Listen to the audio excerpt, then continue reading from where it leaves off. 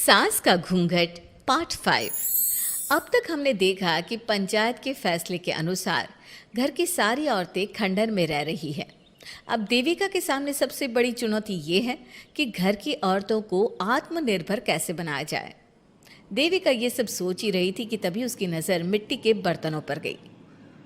अरे, ये इतने सुंदर सुंदर मिट्टी के बर्तन किसने बनाए हैं? ये बर्तन तो माँ जी और चाची जी ने बनाए हैं। अरे वाह, इतने सुंदर बर्तन तो मैंने आज तक नहीं देखे। माँ जी, चाची जी, आपने ये कहाँ से सीखा? अरे बहू, ये तो हम बचपन से बनाते आ रहे हैं। ये स्टील, पीतल और कांच के बर्तन तो अब चले हैं।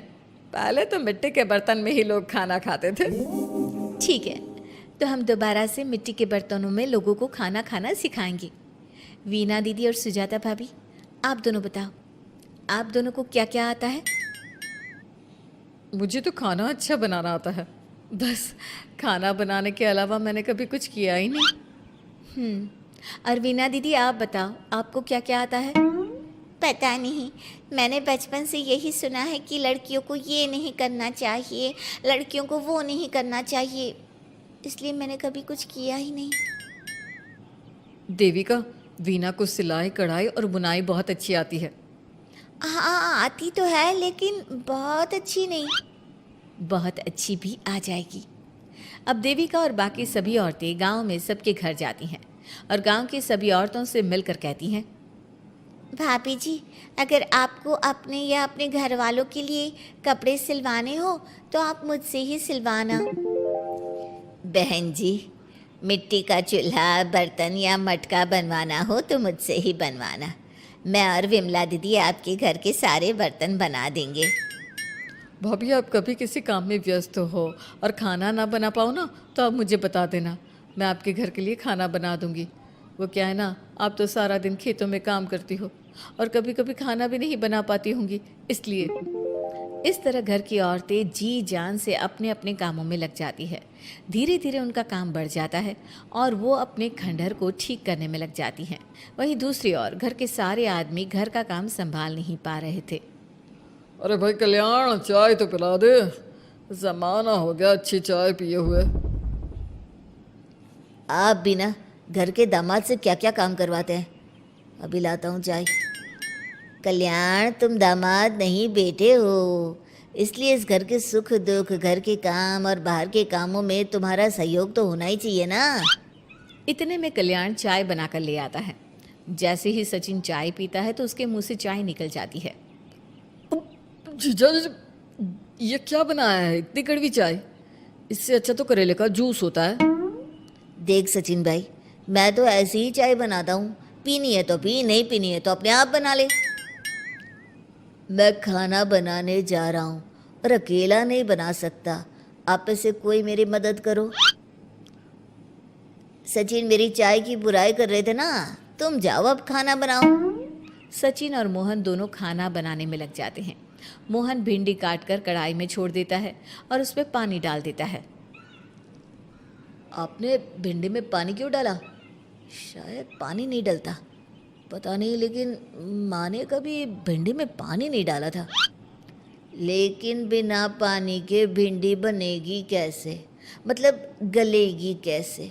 बिना पानी के बनाएंगे तो चिपक नहीं जाएगी कढ़ाई से? पता नहीं, चलो देखते हैं कैसे बनती है भिंडी। भैया, कितने दिन हो गए ना अच्छा खाना खाए हुए। खाना तो सुजाता बनाती है, इतना मज़ेदार खाना कोई और बना ही नहीं पाता। सचिन और मोहन खाना तैयार करके ले आए। सभी आदमी खाना खाने लगे। खाना बना तो बहुत बुरा था, लेकिन किसी ने बिना कुछ कहे खाना खा लिया। तभी जोगिंदर ने कहा, घर की हालत कितनी बुरी हो रही है, जगह जगह जाले लगे हैं। 2 दिन से तो किसी ने झाड़ू भी नहीं लगाई घर की। हाँ, और घर में गंदे कपड़ों के ढेर लगे हैं। मेरे पास तो ये आखिरी कुर्ता ही बचा है पहनने के लिए। कल्याण, मोहन, तुम किसी नौकर को रख लो ना। हमने 1-2 लोगों से बात की थी नौकर के लिए, लेकिन कोई घर में काम करने के लिए तैयार ही नहीं है। गांव के सभी लोग खेतों में ही मजदूरी कर रहे हैं। घर के सभी आदमी घर के काम में लगे रहते हैं, तो वो अपने खेतों पर भी ध्यान नहीं दे पाते और उन्हें हर महीने आर्थिक रूप से नुकसान उठाना पड़ता है। धीरे धीरे उनके घर की हालत खराब होने लगती है। एक दिन कल्याण सबसे कहता है, घर को तो औरत ही संभाल सकती है, हमारे बस का नहीं है घर संभालना। हमें किसी तरह से उस सब को वापस इस घर में लाना ही होगा। अरे कल्याण बेटा, पंचायत का फैसला था कि औरतें हमसे माफ़ी मांगे, लेकिन उन्होंने माफ़ी नहीं मांगी।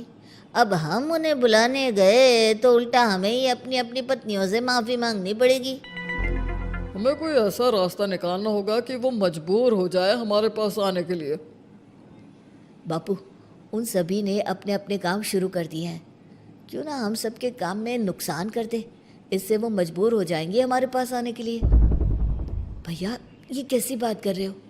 इससे वो मजबूर नहीं होंगी बल्कि और भी ज़्यादा गुस्सा हो जाएंगी। मैं तो बोल रहा हूँ शराफत से जाकर माफ़ी मांग लेते हैं। मुझे यकीन है कोई माफ़ करे ना करे, माँ तो ज़रूर हमें माफ़ कर देंगी। नहीं सचिन, अगर हमने माफ़ी मांगी तो ये सारी औरतें हमारे सर पर चढ़कर नाचेंगी। हमें इनके सामने छोटा नहीं होना है। मोहन, कल्याण, तुम दोनों आज से ही काम शुरू कर दो। बस फिर क्या था, घर के सभी आदमी लग गए काम पर। मोहन और कल्याण रात को खंडहर में पहुंचे और उन्होंने सारे मिट्टी के बर्तन तोड़ दिए। उसके बाद वीना ने जो कपड़े तैयार करके रखे थे वो सारे कपड़े उन्होंने फाड़ दिए। सुबह जब घर की औरतों ने ये सब देखा तो परेशान हो गई। अरे, ये सारे बर्तन किसने तोड़ दिए? माँ, किसी ने मेरे सिले हुए कपड़े ही फाड़ दिए। ये हरकत कौन कर सकता है? और कौन करेगा भाभी, ये सब उन आदमियों की हरकत है। जब किसी तरह से हमें झुका नहीं पाए तो हमारे काम बिगाड़कर हमें परेशान कर रहे हैं। सभी औरतें दुगनी तेजी से काम में लग गई। उन्होंने दिन रात मेहनत की और उस खंडहर को महल की तरह बना दिया। उनके काम की तारीफ सुनकर दूर दूर के गांव से लोग आने लगे और उनसे अपना काम करवाने लगे। एक दिन सभी औरतें बैठकर खाना खा रही थी, तभी विमला ने देविका से कहा, देविका, हम कभी सोच भी नहीं सकते थे कि हम अपनी मेहनत से अपने लिए इतना बड़ा और इतना अच्छा घर बना लेंगे। देविका बहू, आज हमें इस बात का एहसास हो रहा है कि हम तो सिर्फ सांस ले रहे थे, जीना तो हमें तुमने सिखाया है। मुझे तो अब भी यकीन नहीं हो रहा कि मेरे पति की पहचान के अलावा भी मेरी कोई पहचान है। गांव के सब लोग मुझे सिर्फ मोहन की पत्नी के रूप में जानते थे, लेकिन अब सारा गांव मुझे जानता है। देविका, मैं कुछ ही दिन में इस गांव में एक अच्छा सा होटल खोल लूँगी और मैं एक बुटीक खोलूँगी। मैं यहाँ गांव की लड़कियों के लिए एक स्कूल खोलना चाहती हूँ, यही मेरा सपना है। सभी औरतें खाना खाकर सो जाती है। रात बहुत ज़्यादा हो गई है, लेकिन देविका को नींद नहीं आ रही थी। तभी उसे किसी के कदमों की आवाज़ सुनाई दी। पहले तो देविका थोड़ी डर गई, लेकिन उसने हिम्मत करके उठकर देखा तो उसके सामने सचिन खड़ा था। सचिन, तुम यहाँ क्या कर रहे हो? कहीं तुम मेरा कोई नुकसान तो करने नहीं आए?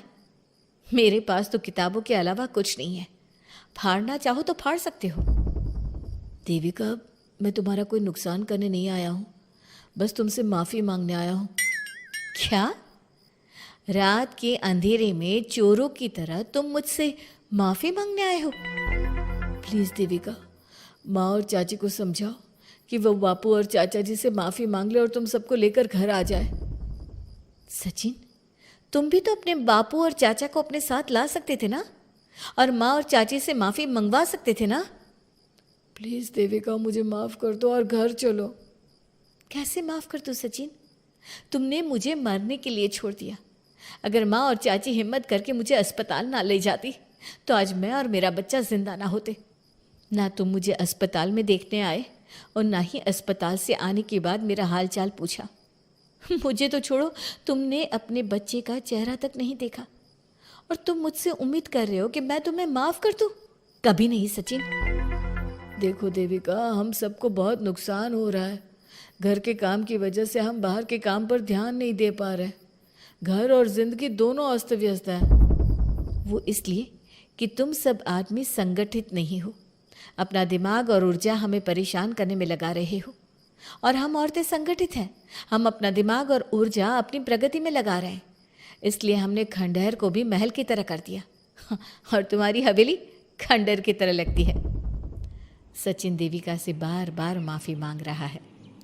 क्या सचिन को अपनी गलती का सच में पछतावा है या फिर ये घर के आदमियों की कोई नई चाल है? ये जानने के लिए आपको हमारे आने वाले एपिसोड का इंतज़ार करना होगा। और हाँ, कमेंट करके हमें ये भी ज़रूर बताइए कि क्या देविका को सचिन को माफ़ कर देना चाहिए? क्या उसे सब कुछ भूलकर सचिन के साथ अपना घर बसाना चाहिए या फिर सचिन को भूल जाना चाहिए?